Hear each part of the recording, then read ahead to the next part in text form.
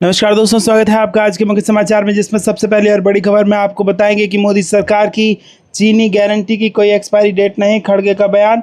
खबर में आगे जिक्र होगा कि पीके का बड़ा दावा, नवंबर के बाद जेडीयू दफ्तर बीजेपी का हो जाएगा, ना नीतीश सीएम रहेंगे ना बचेगी जेडीयू।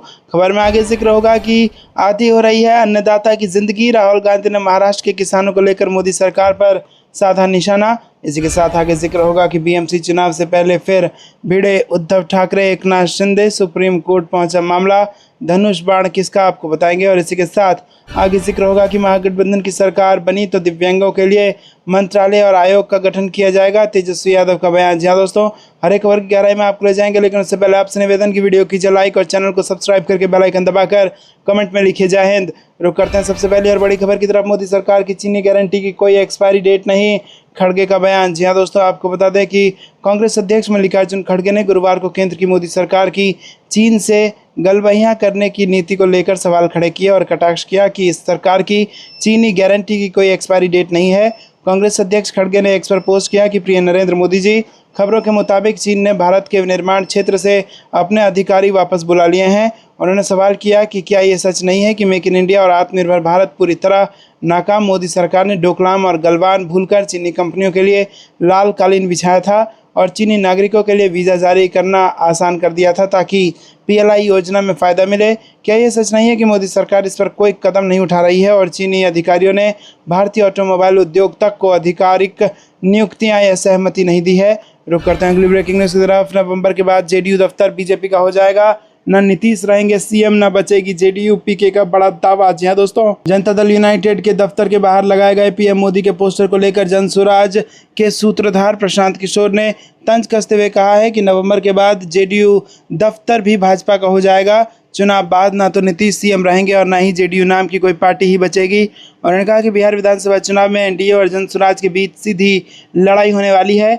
जनसुराज के सूत्रधार प्रशांत किशोर अपनी बिहार बदलाव यात्रा के तहत लगातार अलग अलग जिलों और प्रखंडों में लोगों से संवाद कर रहे हैं और स्थानीय पत्रकारों से भी बात कर रहे हैं। इसी कड़ी में उन्होंने भोजपुर के अगियाव और चरपोखरी प्रखंड में आयोजित बिहार बदलाव सभा को संबोधित किया। उनकी पहली सभा अगियाव के नारायणपुर गांव और दूसरी सभा चरपोखरी के मालौर गांव में आयोजित हुई। रुक करते हैं अगली ब्रेकिंग न्यूज़ की तरफ। आदी हो रही है अन्नदाता की जिंदगी, राहुल गांधी ने महाराष्ट्र के किसानों को लेकर मोदी सरकार पर साधा निशाना। जी हाँ दोस्तों, आपको बता दें कि कांग्रेस नेता राहुल गांधी ने गुरुवार को महाराष्ट्र में किसानों की आत्महत्या को लेकर मोदी सरकार पर हमला बोला और कहा कि केंद्र सरकार किसानों की दुर्दशा के प्रति उदासीन बनी हुई है, जबकि वो हर दिन कर्ज में डूबते जा रहे हैं। माइक्रो ब्लॉगिंग साइट एक्स पर एक पोस्ट में लोकसभा में विपक्ष के नेता ने सरकार पर कर्ज माफी और फसलों के लिए न्यूनतम समर्थन मूल्य की गारंटी कि किसानों की मांगों की अनदेखी करने का भी आरोप लगाया। उन्होंने लिखा कि सोचिए, सिर्फ 3 महीने में महाराष्ट्र में 667 किसानों ने आत्महत्या कर ली।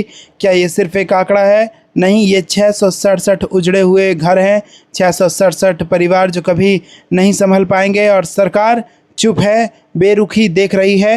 राहुल गांधी ने कहा कि किसान हर दिन कर्ज में और गहराई तक डूब रहा है। बीज महंगे हैं, खाद महंगी है, डीजल महंगी है, लेकिन एमएसपी की कोई गारंटी नहीं है। जब वो कर्ज माफ़ी की मांग करते हैं तो उन्हें नज़रअंदाज कर दिया जाता है, लेकिन जिनके पास करोड़ों हैं उनके लोन मोदी सरकार आराम से माफ़ कर देती है।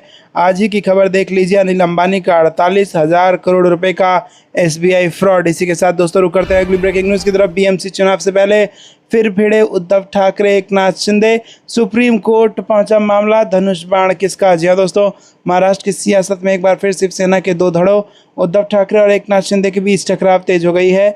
इस बार मुद्दा है शिवसेना के मूल नाम और चुनाव चिन्ह धनुष बाण का। इसके लिए उद्धव ठाकरे की अगुवाई वाला शिवसेना गुट सुप्रीम कोर्ट पहुंचा है। आगामी बीएमसी और अन्य स्थानीय निकाय चुनावों से पहले इस विवाद ने सियासी माहौल को और गर्म कर दिया है। सुप्रीम कोर्ट ने इस मामले की सुनवाई 14 जुलाई को तय की है। दरअसल जून 2022 में शिवसेना में हुए विभाजन ने महाराष्ट्र की राजनीति को हिलाकर रख दिया है।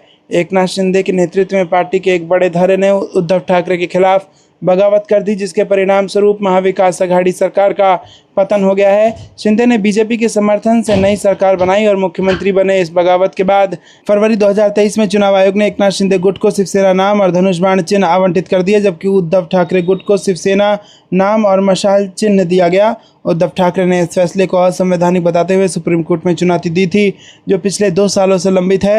रुक करते हैं अगली ब्रेकिंग न्यूज़ की तरफ। महागठबंधन की सरकार बनी तो दिव्यांगों के लिए मंत्रालय और आयोग का गठन किया जाएगा, तेजस्वी यादव का बयान। जी हाँ दोस्तों, आपको बता दें कि बिहार विधानसभा में विपक्ष नेता तेजस्वी यादव ने बुधवार को घोषणा करते हुए कहा कि बिहार में जब महागठबंधन की सरकार बनेगी तो दिव्यांगों के लिए मंत्रालय और आयोग का गठन किया जाएगा। पंचायती राज एवं स्थानीय निकाय चुनाव में दिव्यांगों के लिए अलग से आरक्षण की व्यवस्था की जाएगी तथा राज्य सलाहकार समिति का गठन किया जाएगा। साथ ही दिव्यांग अधिकार अधिनियम को मजबूती से लागू किया जाएगा। पटना के बापू सभागार में association of persons with disability के तत्वावधान में आयोजित राज्यव्यापी दिव्यांग अधिकार सम्मेलन में पहुंचे तेजस्वी यादव ने लोगों को संबोधित करते हुए घोषणाओं की झड़ी लगा दी। दोस्तों रुक करते हैं अगली ब्रेकिंग न्यूज तरफ। पूर्णिया सांसद पप्पू यादव ने वोटर लिस्ट पुनरीक्षण का किया बहिष्कार, बोले बीएलओ को गाँव में नहीं घुसने दें। जी हाँ दोस्तों, बिहार में आगामी विधानसभा चुनाव से पहले वोटर लिस्ट के विशेष गहन पुनरीक्षण को लेकर राजनीति गर्मा गई है। पूर्णिया से सांसद राजेश रंजन उर्फ पप्पू यादव ने इस अभियान का पूर्ण बहिष्कार करने का ऐलान किया है। पप्पू यादव ने सोशल मीडिया के जरिए लोगों से अपील की है कि वो किसी भी बीएलओ या चुनाव कर्मी को अपने गांव में प्रवेश करने की अनुमति ना दें और अगर कोई आ जाए तो चाय पानी कराकर विदा कर दें, लेकिन कोई दस्तावेज या जानकारी ना दें। पप्पू यादव ने मतदाता पुनरीक्षण कार्य को नौटंकी बताया है। पप्पू यादव ने कहा कि यह अभियान गरीबों, युवाओं और पिछड़े वर्गों को मतदान करने से वंचित करने की साजिश है। उन्होंने कहा कि जनता सर्वोपरि है, चुनाव आयोग लोकतंत्र की सेवा के लिए है, लेकिन जब रक्षक ही भक्षक बन जाएं तो जनता को महायुद्ध छेड़ना होगा। रुक करते हैं अगली ब्रेकिंग न्यूज़ की तरफ। दिशा सालियान मौत मामला, संजय राउत ने फडणवीस को घेरा। रिपोर्ट के बाद आदित्य ठाकरे से उन्हें माफ़ी मांगनी चाहिए। जी हाँ दोस्तों, शिवसेना उद्धव बालासाहेब ठाकरे के सांसद संजय राउत ने महाराष्ट्र के मुख्यमंत्री देवेंद्र फडणवीस और राज्य के मंत्री नितेश राणे से बृहस्पतिवार को कहा कि उन्हें दिशा मालियान मौत मामले में शिवसेना उद्धव बालासाहेब ठाकरे के विधायक आदित्य ठाकरे के खिलाफ की गई अपनी पिछली टिप्पणियों के लिए माफ़ी मांगनी चाहिए। महाराष्ट्र के गृह राज्य मंत्री योगेश कदम ने हालांकि कहा कि मामले में अभी तक कोई क्लोजर रिपोर्ट दाखिल नहीं की गई है और जांच अभी भी जारी है। दिशा की 8 जून 2020 को मुंबई के मल्हार इलाके में स्थित एक आवासीय इमारत की 14वीं मंजिल से गिरने के कारण मौत हो गई थी। मुंबई पुलिस ने बम्बई उच्च न्यायालय में पिछले महीने दाखिल किए गए अपने हलफनामों में कहा कि पूर्व सेलिब्रिटी मैनेजर दिशा सालियान ने आत्महत्या की है और मौत के इस मामले में कोई साजिश नहीं पाई गई है। रुक करते हैं अगली ब्रेकिंग न्यूज़ की तरफ। जन विरोधी आदेश तुरंत वापस ले भाजपा सरकार, पुरानी गाड़ियां हटाने को लेकर आम आदमी पार्टी ने बीजेपी पर साधा निशाना। जी हाँ दोस्तों, दिल्ली की सड़कों पर पुरानी गाड़ियों को हटाने की बीजेपी सरकार के तुगलकी फरमान पर आम आदमी पार्टी ने तीखा हमला बोला। आम आदमी पार्टी के वरिष्ठ नेता मनीष सिसोदिया ने कहा कि ये तुगलकी फरमान बीजेपी और ऑटो कंपनियों के बीच साठगांठ का परिणाम है। बीजेपी ऑटो कंपनी को फायदा पहुंचाने के लिए दिल्ली के 61 लाख मिडिल क्लास को नई गाड़ियां खरीदने के लिए मजबूर कर रही है, जबकि इनमें से कई गाड़ियां बहुत कम चली हैं और प्रदूषण भी नहीं कर रही हैं, लेकिन बीजेपी सरकार उनको खराब बताकर स्क्रैप करने को कह रही है। उन्होंने कहा कि फुलेरा की पंचायत वाली सरकार के इस फैसले से सिर्फ वाहन निर्माता कंपनियों, scrap dealer, high security number plate बनाने वाली कंपनियों को फ़ायदा होगा। आपकी मांग है कि सरकार पुरानी गाड़ियों को पेट्रोल पंप पर तेल नहीं देने के जनविरोधी आदेश तुरंत वापस ले। आपको क्या कुछ लगता है दोस्तों, कमेंट में जरूर बताइए। वीडियो को लाइक नहीं किया तो लाइक जरूर कीजिएगा। रुक करते हैं अगली ब्रेकिंग न्यूज़ की तरफ। राहुल गांधी ने खाद की कमी का उठाया मुद्दा, कहा संकट से जूझ रहे हैं किसान, सरकार की कोई तैयारी नहीं। जी हाँ दोस्तों, लोकसभा में नेता प्रतिपक्ष राहुल गांधी ने बुधवार को मीडिया में आई खबरों का हवाला देते हुए आरोप लगाया कि चीन द्वारा स्पेशलिटी फर्टिलाइजर की आपूर्ति रोके जाने के कारण यूरिया और डीएपी जैसे जरूरी खाद की कमी से देश के किसान जूझ रहे हैं, लेकिन सरकार की कोई तैयारी नहीं है। राहुल गांधी ने मीडिया की खबरों का हवाला देते हुए अपने व्हाट्सएप चैनल पर पोस्ट किया कि भारत कृषि प्रधान देश है और किसान हमारी अर्थव्यवस्था की रीढ़ है, लेकिन आज यही रीढ़ विदेशी निर्भरता के कारण झुकती जा रही है। भारत 80% स्पेशलिटी फर्टिलाइजर चीन से मांगता है और अब चीन ने आपूर्ति रोक दी है। दोस्तों, आपको बता दें कि नेता प्रतिपक्ष ने कहा कि ये पहली बार नहीं है कि यूरिया और डीएपी जैसी जरूरी खादों की कमी से देश भर का किसान अब तक जूझ ही रहा है कि अब स्पेशलिटी खाद का चीनी संकट मंडराने लगा है। रुक करते हैं अगली ब्रेकिंग न्यूज़ की तरफ। यूपी की बिजली वितरण कंपनियों के निजीकरण के खिलाफ 9 जुलाई को देशव्यापी हड़ताल, कहा बिजली आपूर्ति होगी प्रभावित। जी हाँ दोस्तों, उत्तर प्रदेश में 2 बिजली वितरण कंपनियों के निजीकरण के खिलाफ देश भर में जो है वो कार्यरत करीब 27 लाख बिजली कर्मचारी 9 जुलाई को हड़ताल करेंगे। All India power engineers federation के अध्यक्ष शैलेंद्र दुबे ने कहा कि उत्तर प्रदेश सरकार ने पूर्वांचल विद्युत वितरण निगम लिमिटेड और दक्षिणांचल विद्युत वितरण निगम लिमिटेड का निजीकरण करने का फैसला किया है। ये वितरण कंपनियां राज्य के 75 में से 42 जिलों में बिजली आपूर्ति करती है। दुबे ने कहा कि बिजली कर्मचारियों और इंजीनियरों की राष्ट्रीय समन्वय समिति के आह्वान पर देश भर के बिजली कर्मचारियों, जूनियर इंजीनियरों और इंजीनियरों ने वितरण कंपनियों के निजीकरण के विरोध में बड़े पैमाने पर प्रदर्शन किए हैं। दुबे ने कहा कि उत्तर प्रदेश की जो 2 बिजली वितरण कंपनियों के निजीकरण के खिलाफ 9 जुलाई को 27 लाख बिजली कर्मचारियों ने बड़े पैमाने पर विरोध प्रदर्शन करने का निर्णय लिया है। रुक करते हैं अगली ब्रेकिंग न्यूज़। सिर्फ हिमाचल में बादल फटने से तबाही, खड़गे का केंद्र सरकार पर हमला, कहा प्रदेश के साथ सौतेला व्यवहार कर रही भाजपा। जी हाँ दोस्तों, कांग्रेस अध्यक्ष मल्लिकार्जुन खड़गे ने हिमाचल प्रदेश में बादल फटने और भूस्खलन की घटनाओं के बाद बुधवार को आरोप लगाया कि बीजेपी राज्य के साथ सौतेला व्यवहार कर रही है और केंद्र सरकार ने पर्याप्त राशि उपलब्ध नहीं कराई। उन्होंने ये भी कहा कि केंद्र सरकार को हिमाचल प्रदेश में आपदा से संबंधित बकाया राशि तत्काल प्रभाव से जारी करनी चाहिए। हिमाचल प्रदेश के मंडी जिले में बादल फटने और अचानक आई बाढ़ से जुड़ी घटनाओं ने मरने वालों की संख्या बढ़कर 10 हो गई है। घटनाओं में मरने वालों की संख्या बढ़कर 10 हो गई है तथा 34 लापता लोगों की तलाश जारी है। अधिकारियों ने बताया कि मंगलवार को राज्य में बादल फटने की 11 घटनाएं, अचानक बाढ़ आने की 4 घटनाएं और एक बड़ा भूस्खलन हुआ है। इनमें से अधिकतर घटनाएं मंडी जिले में हुई है और इन घटनाओं के कारण सामान्य जनजीवन प्रभावित हुआ है। खड़गे ने सोशल मीडिया मंच एक्स पर पोस्ट किया कि हिमाचल प्रदेश में भारी बारिश और भूस्खलन से जानमाल के नुकसान की खबर बेहद पीड़ादायक है। रुक करते हैं अगली ब्रेकिंग न्यूज़ तरफ। मोदी सरकार ने अर्थव्यवस्था का किया बंटाधार, प्रति व्यक्ति कर्ज 4.8 लाख रुपए के पार, परम मित्र कमा रहे हैं मुनाफा, कांग्रेस का बयान। जी हाँ दोस्तों, कांग्रेस ने भारतीय रिजर्व बैंक की रिपोर्ट से संबंधित खबरों का हवाला देते हुए बुधवार को आरोप लगाया कि केंद्र की नरेंद्र मोदी सरकार ने अर्थव्यवस्था का बंटाधार कर दिया है और पिछले 2 सालों में प्रति व्यक्ति कर्ज 90,000 रुपये से बढ़कर 4.8 लाख रुपये हो गया है। पार्टी महासचिव जयराम रमेश ने यह भी दावा किया कि जनता कर्ज में डूब रही है और प्रधानमंत्री नरेंद्र मोदी के परम मित्र मुनाफा कमा रहे हैं तथा उनकी संपत्ति बढ़ती ही जा रही है। रमेश ने एक्स पर पोस्ट किया कि अच्छे दिन का कर्ज मोदी सरकार ने पिछले 11 सालों में देश की अर्थव्यवस्था का बंटाधार कर दिया है। लोगों के जीवन को बेहतर बनाने में कोई प्रयास नहीं किया गया, केवल पूंजीपति मित्रों के लिए सारी नीतियां बनाई गई जिसका अंजाम आज देश की जनता भुगत रही है। और उन्होंने कहा कि ये सच्चाई किसी न किसी तरह हर रोज़ हमारे सामने आ रही है। रमेश ने कुछ खबरों का हवाला देते हुए दावा किया कि रिजर्व बैंक की ताज़ा रिपोर्ट से भारत की अर्थव्यवस्था की चिंताजनक तस्वीर सामने आई है। सरकार की ओर से आंकड़ेबाजी और विशेषज्ञों का सहारा लेकर असली कमियों को छुपाने की लगातार कोशिश की जा रही है, लेकिन इस सच्चाई से कोई इनकार नहीं कर सकता है कि देश पर कर्ज का बोझ मोदी राज में चरम पर है। रुक करते हैं अगली ब्रेकिंग न्यूज़ तरफ। रेल किराए में वृद्धि का विरोध, सीएम सिद्धरामैया ने तुरंत वापस लिए जाने की कर दी मांग। जी हाँ दोस्तों, देश की सबसे ज़्यादा आबादी ट्रेन से सफ़र करती है। गरीब से लेकर अमीर तक सभी के लिए रेल सबसे सुरक्षित यात्रा माना जाता है, लेकिन ट्रेनों से सफ़र करने वाले लोगों को बड़ा झटका लगा है। 1 जुलाई से ट्रेन टिकट किराए में बढ़ोतरी की गई है। रेल किराया महंगा हो गया है, यानी 1 जुलाई के बाद आप एसी कोच से सफ़र करें या स्लीपर कोच से आपका सफ़र महंगा होने जा रहा है। विपक्षी दलों ने इस वृद्धि का विरोध किया है और कर्नाटक के मुख्यमंत्री ने रेल के किराए में वृद्धि के लिए भारतीय जनता पार्टी नीत केंद्र सरकार की आलोचना करते हुए फैसले को तुरंत वापस लिए जाने की मांग की है। रुक करते हैं अगली ब्रेकिंग न्यूज़ की तरफ। बसपा की सरकार बनने पर रद्द होगी योगी सरकार का यह फैसला, मायावती का बड़ा ऐलान। जी हाँ दोस्तों, आपको बता दें कि बड़ी खबर आ रही है। बहुजन समाज पार्टी अध्यक्ष मायावती ने बेसिक शिक्षा परिषद के तहत प्राथमिक विद्यालयों का विलय करने या उन्हें समेकित करने के उत्तर प्रदेश सरकार के कदम की बुधवार को कड़ी आलोचना की।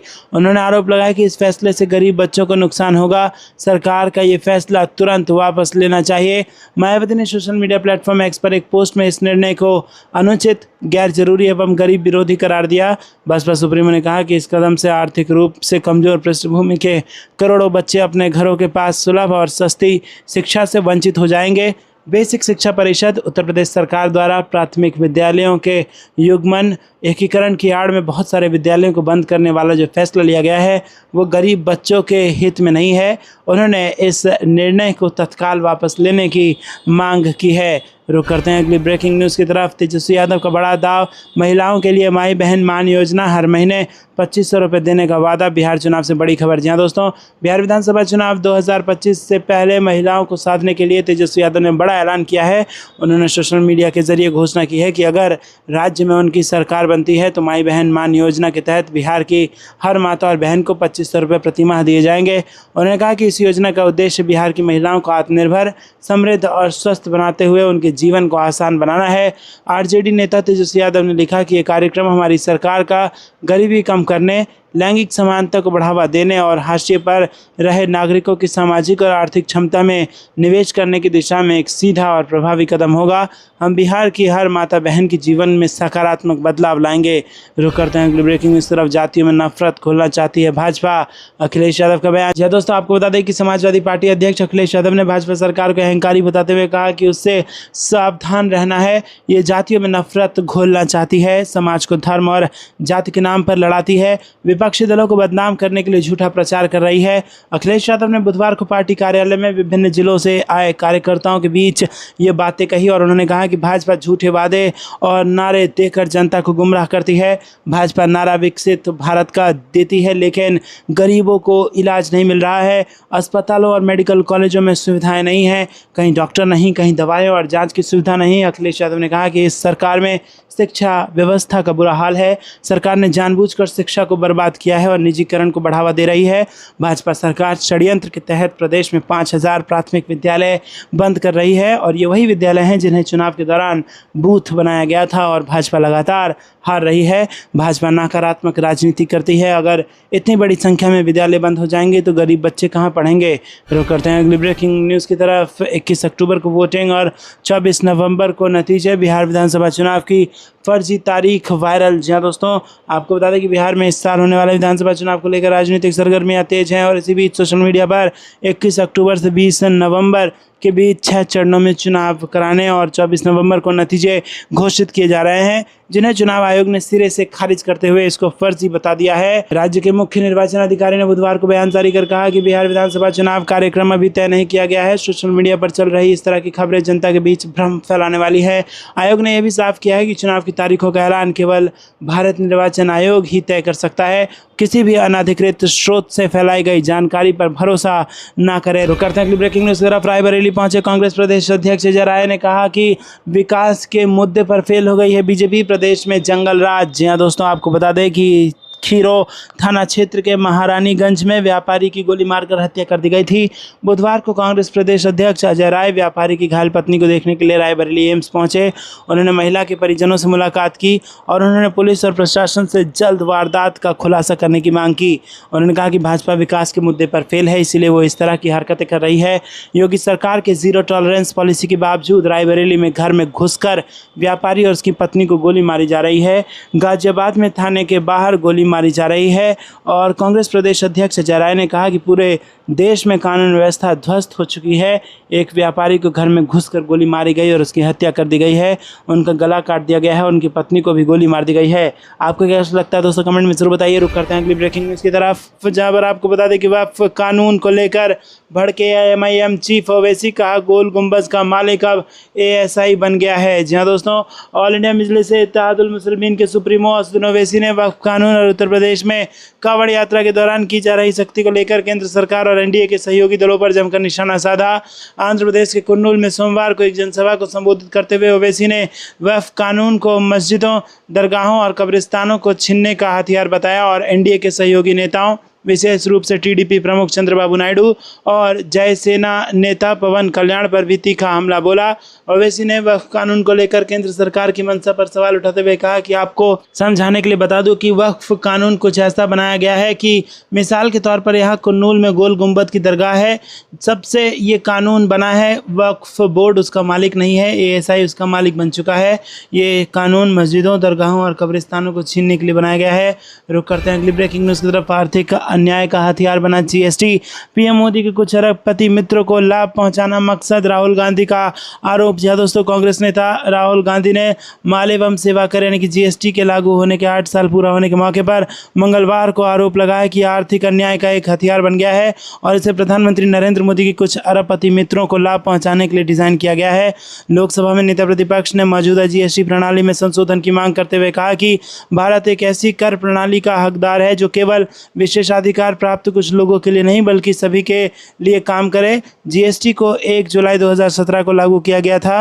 राहुल गांधी ने एक्स पर पोस्ट किया कि 8 साल बाद मोदी सरकार का जीएसटी कोई कर सुधार नहीं है, ये आर्थिक अन्याय और कॉरपोरेट भाईचारे का एक बर्बर हथियार है। इसे गरीबों को दंडित करने, एमएसएमई को कुचलने, राज्यों को कमज़ोर करने और प्रधानमंत्री के कुछ अरबपति दोस्तों को लाभ पहुंचाने के लिए डिज़ाइन किया गया था। राहुल गांधी ने दावा किया कि अच्छे और सरल कर का वादा किया गया था, लेकिन भारत को 5 अलग अलग दर वाली कर व्यवस्था मिली जिसे 900 से अधिक बार संशोधित किया गया है। रुक करते हैं अगली ब्रेकिंग न्यूज़ की तरफ। मोदी सरकार के डिजिटल इंडिया के बड़े बड़े वादे अधूरे और दावे फर्जी, खड़गे का बयान। जी दोस्तों, कांग्रेस अध्यक्ष मल्लिकार्जुन खड़गे ने मंगलवार को कहा कि मोदी सरकार के डिजिटल इंडिया कार्यक्रम को लेकर किए गए बड़े बड़े वादों के बावजूद वादे अधूरे और दावे फर्जी हैं। उन्होंने कहा कि इससे निजता को नुकसान पहुंचा है और पारदर्शिता भी कमजोर हुई है। डिजिटल इंडिया भारत को डिजिटल रूप से सशक्त समाज और ज्ञान आधारित अर्थव्यवस्था में बदलने की दृष्टि से प्रधानमंत्री नरेंद्र मोदी के नेतृत्व वाली सरकार द्वारा 1 जुलाई 2015 को शुरू किया गया एक प्रमुख कार्यक्रम है। इसके 10 साल पूरा होने के मौके पर खड़गे ने उन गाँवों और स्कूलों का हवाला दिया जहाँ अभी तक ब्रॉडबैंड कनेक्टिविटी नहीं पहुँची है। उन्होंने सरकार के स्वामित्व वाली दूरसंचार कंपनियां एमटीएनएल और बीएसएनएल पर बढ़ते कर्ज और साइबर अपराधों में वृद्धि का भी उल्लेख किया। खड़गे ने एक्स पर पोस्ट किया कि मोदी सरकार की डिजिटल इंडिया के बड़े बड़े वादे अधूरे रहे और दावे धरे के धरे रह गए हैं।